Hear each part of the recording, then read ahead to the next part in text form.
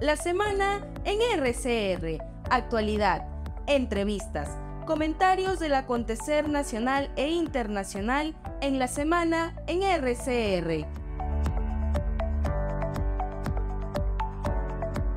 Vamos a tomar contacto de inmediato en la semana a través de RCR, Red de Comunicación Regional, con Iván Arenas. Él es periodista, analista político, columnista del portal El Montonero, y le agradecemos como siempre la amabilidad que tiene de compartir esta comunicación a través de RCR y la semana. Qué gusto saludarte, Iván. Buen día, muy amable como No, siempre. el gusto es mío. Muchas gracias, José.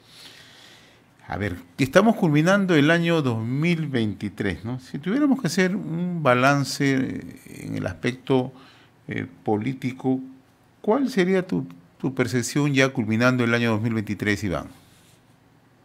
Mira, yo te diría que estamos en una especie de gobierno de correlación de debilidades, es decir, se han juntado muchísimas debilidades y han tratado de dar de alguna otra manera cierta preeminencia al gobierno, ¿no? El gobierno se basa justamente en estas pequeñas coaliciones que tiene dentro del Congreso y fuera del Congreso. Ninguno de ellos tiene una fortaleza suficiente como para dominar, es así que ambos, tanto el Congreso como el Ejecutivo, están de alguna otra manera en una especie de acuerdo de gobierno, ¿no? Que le da sustento a este gobierno. Eso es lo principal, ¿no? Se ha rajado, no se ha quebrado del todo en las últimas semanas debido a esta guerra dentro de la judicialización de la política o o politización de la justicia, básicamente en el Ministerio Público, pero se ha revuelto nuevamente a armar este soporte, digamos, político que le da viabilidad a un gobierno tan débil, ¿no? Mira las encuestas, con un gobierno tan débil, con un gobierno con tan pocas, además, tan pocos productos que poder decir, ¿no? La economía, la política, en realidad la economía popular está muy golpeada. Nuevamente no vamos a crecer como se pensaba, es más, vamos a crecer por encima de a cero prácticamente, o sea, prácticamente no hay crecimiento. El próximo año se estila que pueda ser 3%, eso tampoco es seguro, pero además de eso, hay algunos sectores claves económicos en el país, la exportación, la minería moderna, básicamente, la pesca que han sufrido en esos últimos meses, ¿no? Iván, a inicio del año 2023, una de las demandas era el adelanto de elecciones o la renuncia de Dina Boluarte, ¿no? Paulatinamente esto se ha ido disipando con el paso de los meses, ¿no? Y tú acabas de situar un tema interesante, ¿no? Dentro de la habilidad, Ejecutivo y Congreso mantienen un acercamiento, una cercanía, una suerte de corresponsabilidad.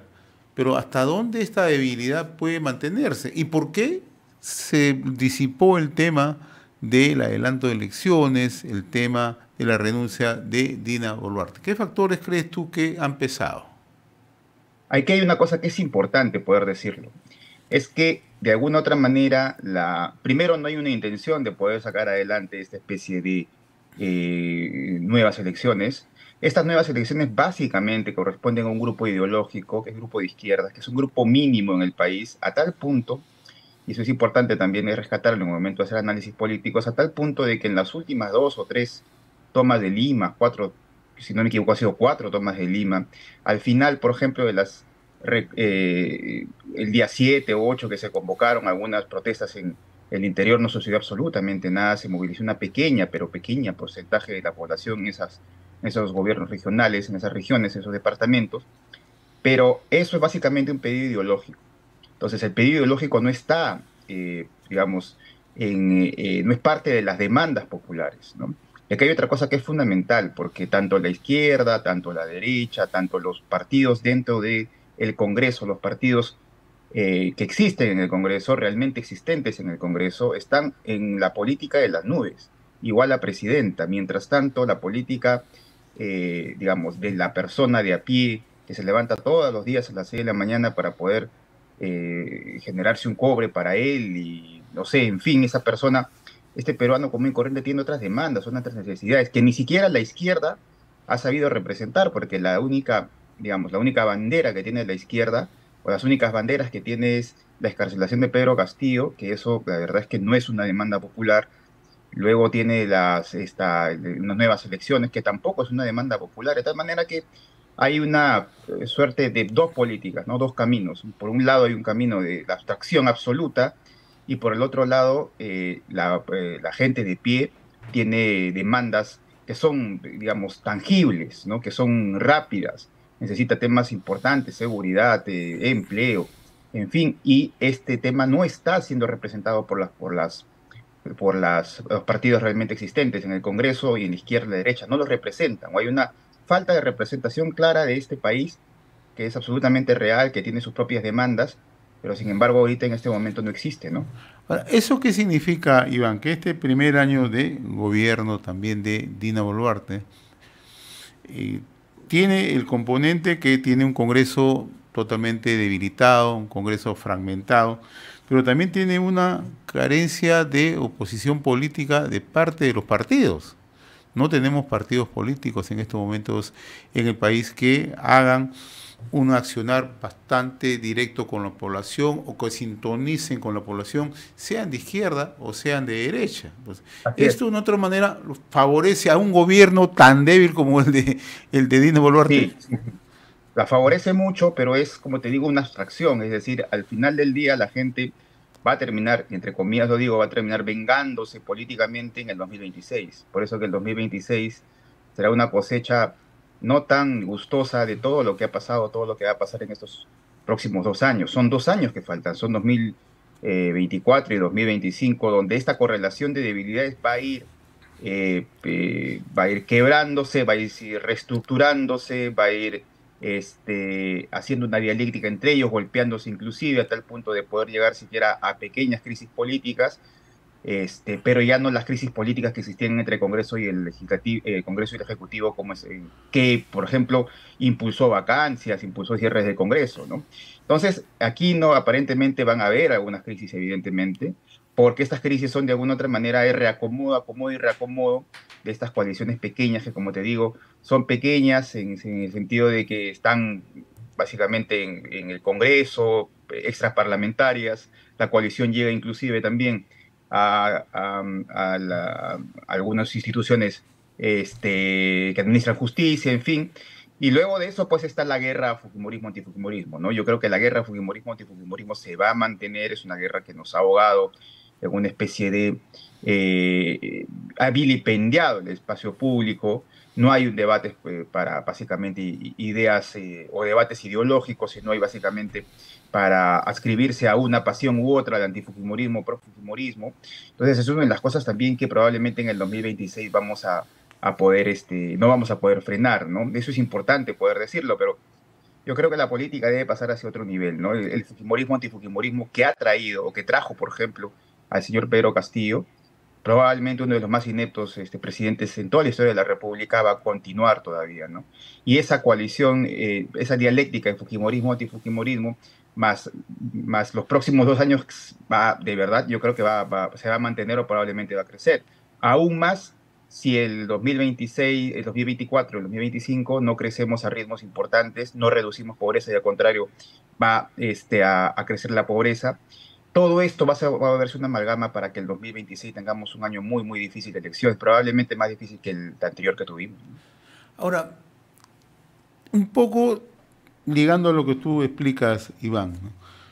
Una presidenta débil, con alto nivel de desaprobación, una situación económica bastante difícil, 13 regiones que van a cerrar en negativo este año, 13 regiones. Entonces, ¿de qué manera es que este gobierno puede seguir manteniéndose sin tener sintonía con la población? O sea, va a poder gobernar en lo que resta hacia el 2026 Dina Boluarte en esas condiciones? Sí puede gobernar. Sí puede gobernar porque aquí lo importante es básicamente la política, quién ejerce el poder de la política y eso está básicamente dentro del Congreso. Y con los grupos que tienen el Congreso ella va a poder gobernar. O sea, eso sí. Pues, pero sobresaltos. Sí, lo que sí vamos a ver algunas crisis, como las crisis que tuvimos hace semanas atrás, donde donde hay una crisis producto de esta politización del Ministerio Público. Vamos a tener este tipo de crisis donde esta correlación de debilidades, como te digo, va a estructurarse, va a reestructurarse, se va a resquebrajar, pero nuevamente va a tratar de unirse, va a tratar al final terminar pegada, aunque sea con vagas, pero va a terminar porque les conviene a todos ellos, ¿no? Porque eso sí, o sea, es o sea, le conviene a Cerrón que se quede, le conviene a Bellido, le conviene a la señora Sigrid Bazán por más de lo que diga, le conviene al fujimorismo, le conviene a APP, le conviene a todos que ella por lo menos se mantenga por lo menos los próximos 2 años, ¿no? Lo que pasa es que ella tampoco, como te digo, ella no tiene mucho que dar, es decir, en el tema económico no tenemos absolutamente nada que demostrar. El próximo año dicen que vamos a crecer a 3%, el PIB iba a crecer a 3%, pero eso tampoco no significa nada. Acuérdate tú que el Ministerio de Economía y Finanzas también dijo que íbamos a crecer por encima de 3% para este año y no hemos crecido a eso. Para eso, la agroexportación ha sufrido mucho. El próximo año probablemente, afortunadamente, se están diciendo ya que el impacto del fenómeno del niño no va a ser tal, el niño costero no va a ser tal, pero adicionalmente a eso, la agroexportación le ha ido muy mal, a la pesca también, no se han abierto temporadas pesqueras, y eso es importante el próximo año, ¿no? Y además de eso, la minería, en el cuadro presentado por el Ministerio de Economía y Finanzas para tratar de impulsar la economía, la reactivación de la economía y sobre todo la tan cacareada confianza empresarial, ponen a todos los proyectos menos a Tía María cuando Tía María está a un paso de empezar. O sea, tú le dices empieza y ya está. Cuando tú vas al Valle de Tambo, yo he estado en el Valle de Tambo días atrás, y te das a dar cuenta que hay una especie de consenso social, es decir, no es un consenso pequeño, es un consenso social de mucha gente que está a favor de que empiece la construcción del proyecto, porque eso significaría dinamizar la economía local tan golpeada, sobre todo en esa zona, de verdad muy golpeada. Sin embargo, hay una pequeña y persistente población que de alguna otra manera se moviliza, sí, pero es pequeño, ¿no? Pequeño. Sin embargo, pues, como es pequeño, es potente y de alguna otra manera pone agenda mediática, pero hay un consenso social de la población que está a favor. Y bueno, y para recuperar esa confianza, pones todos los proyectos menos el proyecto que está a un paso de empezar. Entonces yo creo que la señora, en temas económicos, el Ministerio de Economía y Finanzas necesita un cambio urgente en el sentido de tener prioridades de una vez, ¿no?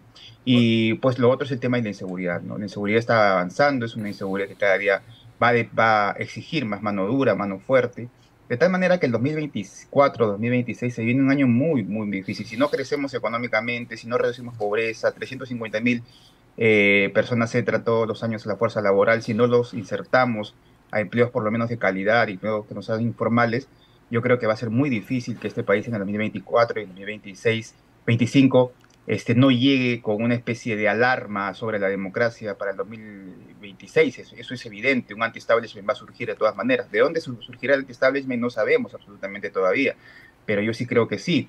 La representación política de Pedro Castillo se mantiene, acuérdate tú, haces una encuesta y cree que el 45, 50% cree que le dieron el golpe a él.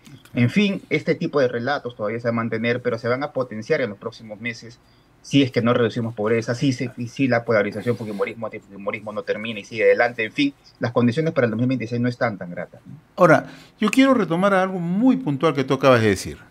Tú eres una de las personas que más conoce el tema de relacionamiento comunitario, sobre todo en las zonas mineras de nuestro país, ¿no? Y acabas de mencionar algo puntual, el tema del Valle Tambo, donde se ubica precisamente el proyecto de Tía María, a cargo de Sauder, ¿no? Hace unos días yo conversaba con Roque Benavides, y Roque Benavides trajo a consideración, él es un empresario connotado, presidente del directorio de Minera Buenaventura, recordó que hace unos días el presidente del directorio de Sauder, el ingeniero Óscar González Rocha, decía que tenían almacenado toda la logística para ponerla en su momento en Tía María, ¿no? Y aquí la pregunta es muy directa, ¿no? ¿Cuál crees que sea la razón de fondo para un proyecto que ya está casi listo? Tú lo acabas de decir con mucha precisión. A nosotros nos están vendiendo el cuento, la historia, que en Tía María gran parte de la población del Tambo no está en contra de la minería. Y eso es totalmente falso. Eso se fue armando desde hace varios años, desde que el ex presidente del gobierno regional de Arequipa, Guillén, generó esa situación, ¿no? Pero no es tan cierto. Ha habido un trabajo de relacionamiento, ha habido una revisión de todo lo que se hizo anteriormente y esto se ha puesto en consideración de la propia comunidad, del propio gobierno regional, de las propias autoridades. ¿Cuál crees tú que sea la razón de fondo? ¿El gobierno no tiene las agallas o es que Dina Boluarte sigue en su chip muy parecido, similar o igual al de Pedro Castillo? Sí, yo creo que sí, yo creo que es parte de lo último, me parece eso. Yo creo que el gobierno no puede dejar de saber que en este momento hay un consenso social, pero este consenso social es fruto no solamente, como tú lo has dicho muy bien, del relacionamiento con las comunidades, con las zonas aledañas, sino además de una alianza absolutamente ni siquiera tácita, sino una alianza formal entre la minería y la agricultura, cosa que, como te digo, la minería todavía no se desarrolla en la zona, pero hay una absoluta, una alianza entre ellos, se va a construir una presa, inclusive con el dinero de Tía María, en fin.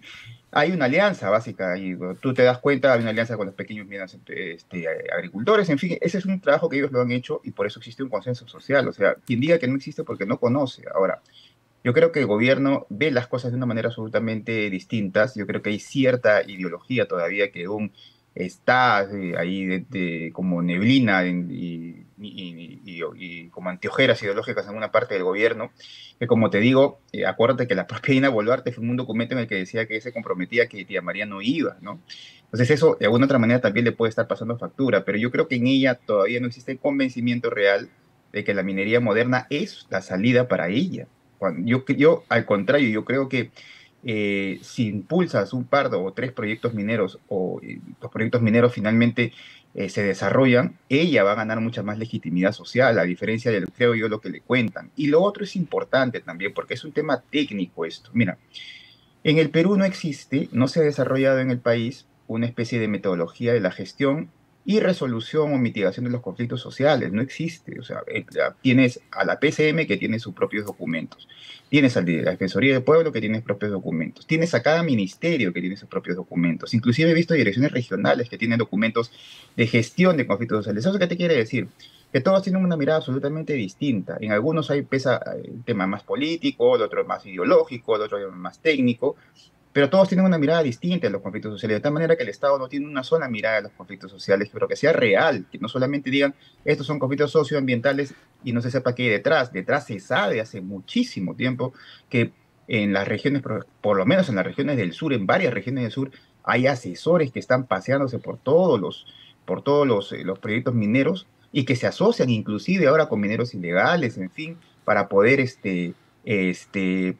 destruir toda posibilidad de minería formal y legal. Entonces, hay que tener una mirada amplia del tema, no solamente conflictos socioambientales, dice todo y dice absolutamente nada, porque hay cosas detrás de los conflictos sociales, detalles, actores que no necesariamente se ven, pero que están allí y tienen miedo a intervenirlos. Entonces, el Estado, por ese sentido, el Estado no tiene una mirada propia y no se ha impulsado desde la Defensoría del Pueblo o desde la PCM, no se ha impulsado este tipo de alguna otra manera de tener una especie de estándar para poder analizar, reflexionar sobre la conflictividad social. Si tuviesen eso, sería una especie de instrumento importante para que le dieran a la presidenta para que tome en cuenta el proyecto de Tía María, porque se va a dar con eso de que existen pequeños grupos que son impulsados, son interesados por algunas organizaciones, en fin, asociaciones, básicamente proyectos ideológicos, pero la gente hay un consenso social absoluto en la gente.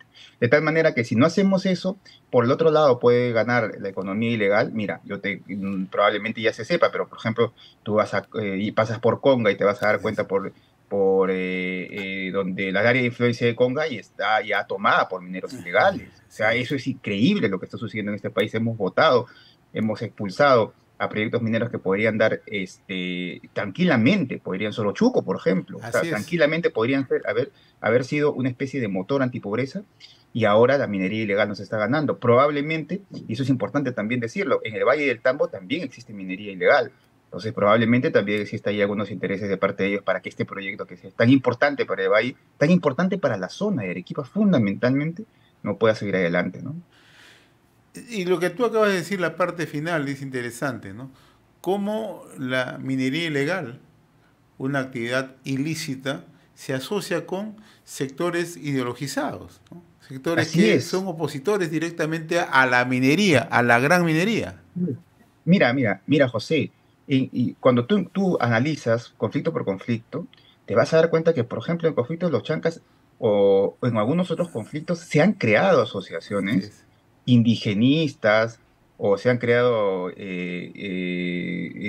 asociaciones, federaciones de ganaderos que son preestatales, que son de, en fin, se han creado este tipo de cosas con el único objetivo, no de alguna otra manera, de intentar siquiera tener una especie de negociación con la empresa. No, no, no se han inventado para eso, se han inventado simplemente para expulsarlas a las empresas mineras y para que esta serie de federaciones, que es una cascarada en realidad, que contiene dentro intereses absolutamente nefastos de la minería ilegal, de algunos informales que son arrastrados por la minería ilegal, pero también están ahí algunos abogados, asesores, que no les interesa absolutamente nada, digamos, utilizan la especie de banderas ideológicas en contra de la gran minería, por eso hacen sus asociaciones indigenistas, en fin, por eso hacen ese tipo de cosas, pero en realidad lo que esconden son intereses absolutamente pecuniarios, económicos,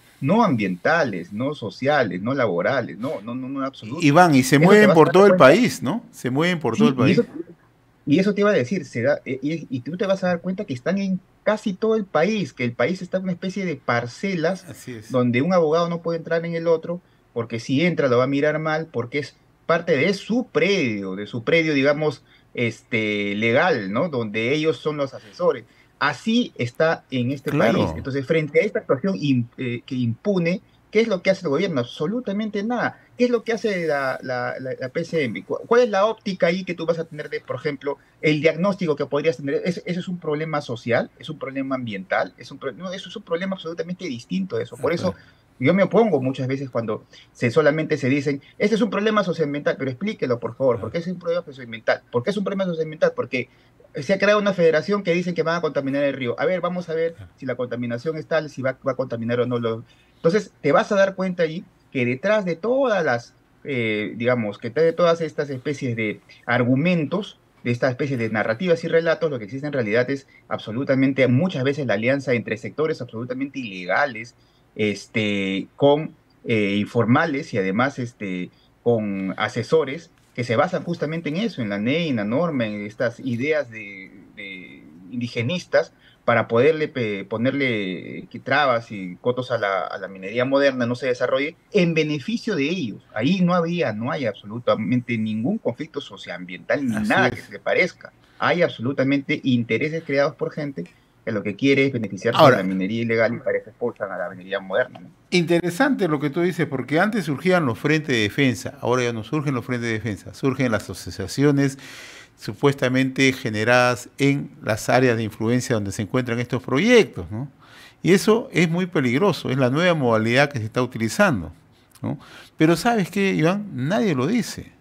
El Estado está Ujú. inerte, o sea, probablemente aparezca en algún informe de algún equipo de relacionamiento o de gestión social de algún ministerio, pero como acción directa no existe. No hay.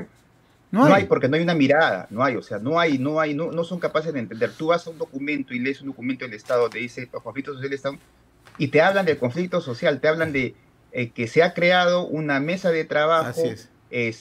para el tema de la revisión de tal cuenca, pero al final te vas a dar cuenta de quiénes son los asesores, quiénes Así es. impulsan Así eso, es. qué intereses hay detrás de ellos. Entonces te vas a dar cuenta que no es precisamente un tema social, no es precisamente un tema ambiental, fíjate. Y no es un problema laboral tampoco, no son problemas de estándares de calidad, no son problemas, los problemas son absolutamente distintos, son problemas que tienen que ver muchas veces en varios de los proyectos mineros, tienen que ver muchas veces básicamente con los intereses creados por algunos grupos que utilizan estos argumentos, estas argumentaciones, estos relatos, estas narrativas, como se suele llamar ahora, para que puedan a partir de allí poder ser una especie de palanca de negociación y finalmente lo que les interesa no es negociar, sino expulsarlos. Vas a ver a los chancas y en los chancas inclusive es una cosa importante porque ahí inclusive hay autoridades, así han habido autoridades, han salido reportajes, inclusive autoridades donde las propias autoridades, alcaldes, tienen relación directa con estas asociaciones, con estos abogados, te vas a dar cuenta en Moquegua, en Tía María mismo, te vas a dar cuenta en el Corredor Vía al Sur, donde tienes a diferentes Claro. organizaciones no gubernamentales, todas ellas, una cada día dispuesta a declarar la guerra a la minería en cualquier momento y en cualquier aspecto.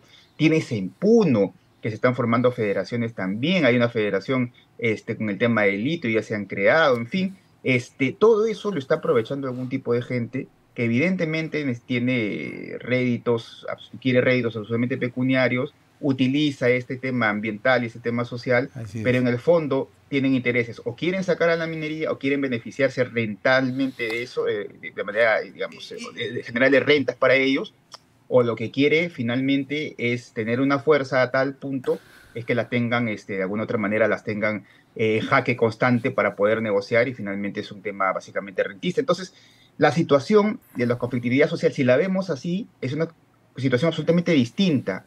Entonces ya pasa el tema de lo social y ambiental, y vemos que otros actores, otros intereses se van inmiscuyendo, y a eso sí hace falta empezar a trabajar de una manera metódica, detallista, ¿no? Donde inclusive tengamos aspectos importantes que en el acompañamiento, como por ejemplo el Ministerio Público, el Poder Judicial, en fin. Pero si vamos a pensar que todo es social, que todo es ambiental, solamente porque me dicen que es social y ambiental, yo creo que ahí sí la cosa va a terminar mal. No tan mal como por ejemplo esta Patás en este preciso momento. Así es. ¿No? Donde, para finalizar, ya se asocian con la criminalidad organizada. Eso es lo real. Claro. ¿no?